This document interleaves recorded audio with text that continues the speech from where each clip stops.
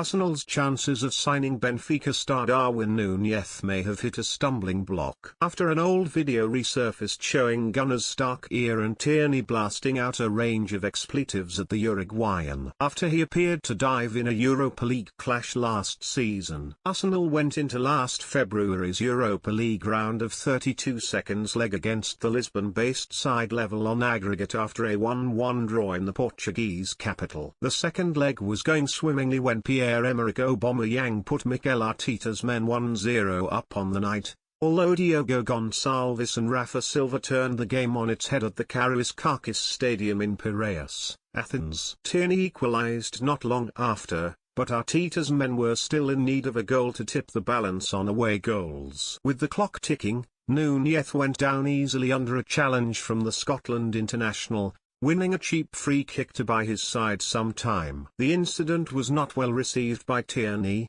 who let out a range of expletives at the former Almeria star before Arsenal eventually went on to win the tie. And that may be well remembered by Nunez if he makes the switch to the Emirates Stadium, having been linked heavily over the last month. Arsenal are in dire need of attacking reinforcements ahead of the new season, after Pierre-Emerick Aubameyang's move to Barcelona in January. With fellow strikers Alexandre Lacazette and Eddie Nketiah both out of contract in the summer, multiple attackers may have to be signed if the club are to continue their stellar form this season. Armando Broja, Alexander Isak, Dominic Calvert-Lewin and Nunez have been billed as the club's top targets ahead of the off-season. And with a number of teams wanting Nunez as their first choice, the former Celtic left-back may have to make amends with him over his dive in the match last year. Tierney, 24, joined Arsenal from the Hoops in 2019 for a fee of £25 million, which remains the record sale of a player from a Scottish club. The Isle of Man-born left-back has played 87 times for Mikel Arteta's men since,